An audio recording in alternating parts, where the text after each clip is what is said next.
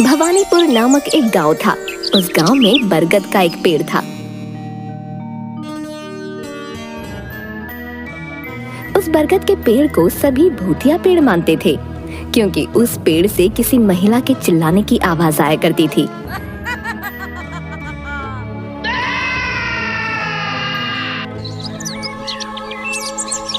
बिरजू, तुझे पता है कल शाम भूतिया पेड़ के पास से गुजर रहा था। बेचारा इतना डर गया कि बुखार चढ़ गया है उसे। क्या जरूरत थी रात के वक्त वहां से गुजरने की? गलती करेगा तो सजा तो मिलेगी ही। हाँ, ये तूने सही कहा। बिरजू वहां से चला जाता है। अचानक रात में उसके बेटे गोलू की तबीयत बहुत खराब हो जाती है। सुनिए जी, जल्दी जाइए और गोलू के लिए दवा लेकर आइए। हाँ, चला तो जाऊंगा, मगर इस वक्त गांव में नहीं मिल पाएगी दवा। मुझे बहुत दूर जाना पड़ेगा। हाँ तो जाइए ना, वरना इसकी तबीयत और भी ज्यादा खराब हो जाएगी। बिरजू आधी रात में दवा लेने के लिए निकल जाता है। अरे रास्ते पर तो पेड़ टूट कर गिर गया है, आगे कैसे जाऊं? चाहे जो भी हो, जाना तो पड़ेगा ही। बिरजू वहाँ से निकलने की बहुत कोशिश करता है, मगर निकल नहीं पाता। इस रास्ते से जाना तो बहुत मुश्किल है। अब एक ही रास्ता बचा है, भूतिया पेड़ वाला रास्ता। बिरजू डरता डरता आगे बढ़ने लगता है। आज सुबह ही शाम की बात सुनी है, कहीं मेरे साथ भी वैसा ही ना हो जाए। बिरजू भूतिया पेड़ के पास आता है। जय हनुमान ज्ञान गुण सागर। बिरजू हनुमान चालीसा पढ़ते हुए आगे बढ़ता है। झाड़ियों से कुछ आवाज आती है। हे भगवान बचा ले। बिरजू दौड़ता हुआ वहाँ से भागता है और उस रास्ते को पार कर लेता है। बच गया रे बाबा, बाल बाल बच गया। दवा लेकर बिरजू वापस आने लगता है। हे भगवान, एक आखिरी बार बचा ले, फिर कभी इस रास्ते पर नहीं आऊंगा। बिरजू भूतिया पेड़ के पास से गुजरने लगता है। भूत पिशाच निकट नहीं आवे, महावीर जब नाम सुनावे, नासे रोग। तभी अचानक उस पेड़ से एक महिला के रोने की आवाज आने लगती है। बचाओ, कोई मुझे बचाओ, बचाओ। आवाज सुन बिरजू डर के मारे कांपने लगता है। हे भगवान, भूतनी भागो। बिरजू वहाँ से भाग जाता है और घर पहुँचता है। अरे क्या हुआ आपको? आज तो मैं बाल बाल बच गया उस भूतनी से। ये आप क्या कह रहे हो? पूरी बात बताइए ना। अरे भूतिया पेड़ की भूतनी से बच गया, और किससे? हे भगवान, फिर आप वहाँ गए ही क्यों?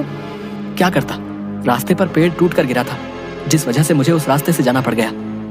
इतना कहकर बिरजू बेहोश हो जाता है। अगले दिन बिरजू को बहुत तेज बुखार हो जाता है। वो भूतनी की आवाज से बहुत ज्यादा डर गया था। वो कुछ बोल भी नहीं पा रहा था। न जाने इनको क्या हो गया, ये तो बात भी नहीं कर रहे। कुछ हफ्तों बाद बिरजू को होश आता है। वो सभी गांव वालों को सारी बात बताता है।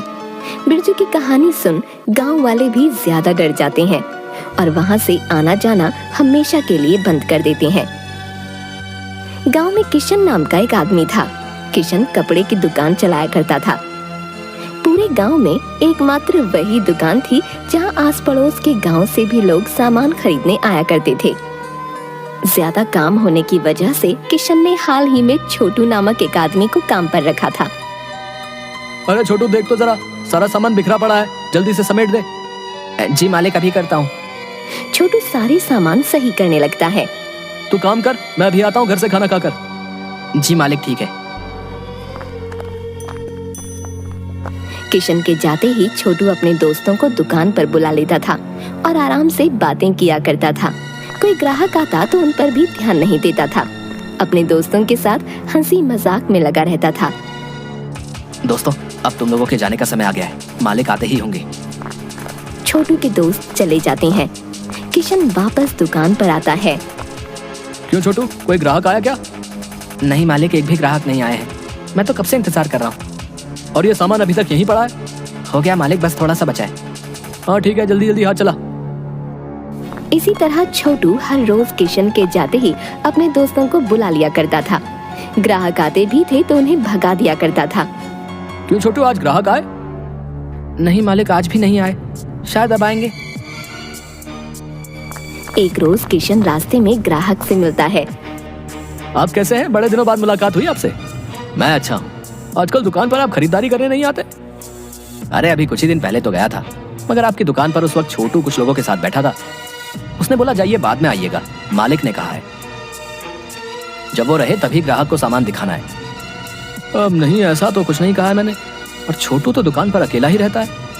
अच्छा, मैं देखता हूँ। अगले दिन किशन खाना खाने के लिए घर आता है।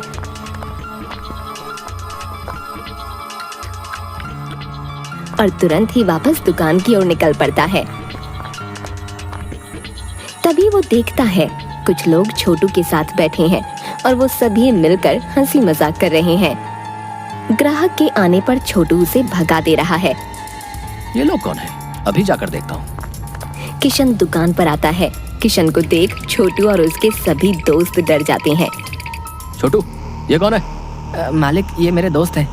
काम के वक्त तुम अपने दोस्तों को बुलाकर हंसी ठहाके लगाते हो और ग्राहक को भगा देते हो। क्या इसीलिए मैंने तुम्हें काम पर रखा है? नहीं मालिक, मुझे माफ कर दीजिए। निकल जाओ अभी के अभी यहाँ से। किशन छोटू को काम से निकाल देता है और अकेले ही दुकान संभालने लगता है। छोटू इस बात से बहुत गुस्सा हो जाता है। दोस्तों, मालिक ने मेरे साथ अच्छा नहीं किया, इसका बदला तो हम लेकर रहेंगे। मगर कैसे? हम उन्हें आज भूतिया पेड़ से बांधकर छोड़ देंगे। बताओ, सही रहेगा ना? हाँ भाई, सही रहेगा। भूतनी मिलेगी तब मजा आएगा उन्हें। किशन रात के वक्त दुकान बंद करके घर आ रहा था। तभी छोटू पीछे से आकर किशन की आंखों पर पट्टी बांध देता है। अरे कौन है? कौन है? छोटू अपने दोस्तों के साथ किशन को भूतिया पेड़ के पास लेकर आता है और रस्सियों से उसे पेड़ के साथ बांध देता है। अरे बचाओ, बचाओ! कौन है? कौन है? छोटू किशन की आंखों से पट्टी हटा देता है और वहाँ से भाग जाता है। कौन है? कौन है? आंखें खोलने पर किशन देखता है कि वो भूतिया पेड़ से बंधा है। हे भगवान, ये क्या किया इन लोगों ने? अब मैं क्या करूं? पेड़ से आवाज आनी शुरू हो जाती है। बचाओ, कोई मुझे बचाओ, बचाओ! किशन बहुत डर जाता है, मगर फिर भी हिम्मत करके वो रस्सियों को ढीला करने में लग जाता है। रस्सियां ढीली हो जाती हैं। वाह, रस्सियां तो ढीली हो गई हैं। अब इन्हें खोलना पड़ेगा। किशन रस्सियां खोलते खोलते उस पेड़ पर बंधा लाल धागा भी खोल देता है। चलो, रस्सियां भी खुल गई हैं। अब मैं आजाद हूँ। जैसे ही किशन रस्सियां खोलकर आजाद होता है, उसके सामने एक रोशनी दिखती है और उस रोशनी से एक खूबसूरत परी निकलती है। परी को देखकर किशन हैरान रह जाता है। तुम्हारा बहुत बहुत धन्यवाद, तुमने मुझे मुक्त कर दिया। मैं कुछ समझा नहीं। मैं एक परी हूँ। ये पेड़ कोई आम नहीं, जादुई पेड़ है। मैं इसी में कैद थी। एक राक्षस इस जादुई पेड़ की शक्तियाँ छीनना चाहता था। मैं ऐसा नहीं होने देना चाहती थी, इसीलिए मैंने उस राक्षस के साथ लड़ाई की। मगर अंत में उस राक्षस ने चालाकी की और मुझे इस जादुई पेड़ के साथ कैद कर दिया। उसने कहा, अगर ये जादुई पेड़ तुम्हें इतना प्रिय है तो हमेशा के लिए इसी के साथ रहो। किशन अपनी कहानी परी को बताता है। मैं तो बस रस्सियां खोल रहा था। शायद रस्सियां खोलने के साथ साथ लाल धागा भी खुल गया और आप मुक्त हो पाई। हाँ, इसी लाल धागे की मदद से उस राक्षस ने मुझे इस पेड़ में कैद किया था। इतना कहकर परी वहाँ से गायब हो जाती है। तभी जादुई पेड़ बोलता है, तुम्हारी वजह से अब मैं वापस अपनी शक्तियों का इस्तेमाल कर पाऊंगा। बताओ, तुम क्या चाहते हो? मैं बस इतना चाहता हूं कि मुझे पता लगे कि ये सब मेरे साथ किसने किया। ठीक है, तुम जाओ। कल सुबह यहाँ आना। जिसने भी ऐसा किया होगा वो तुम्हें पेड़ पर लटका हुआ मिलेगा। जादुई पेड़ कुछ सोने के सिक्के किशन को देता है। किशन वो लेकर वहाँ से चला जाता है। उसी रात जादुई पेड़ अपनी शक्तियों से छोटू और उसके दोस्तों को अपनी ओर खींच लेता है। अरे बचाओ, बचाओ, कोई हमें बचाओ!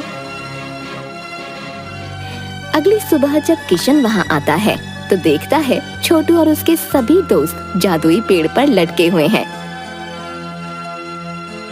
उन्हें देख किशन हैरान रह जाता है। ये सब तुम लोगों ने किया था। अब तुम लोग बच नहीं पाओगे। किशन पुलिस को बुलाता है और उन सभी को पुलिस के हवाले कर देता है। जब से परी जादुई पेड़ से आजाद हुई थी, किसी की आवाज उस पेड़ से नहीं आया करती थी। अब जादुई पेड़ जरूरतमंद लोगों की मदद करने में लग जाता है।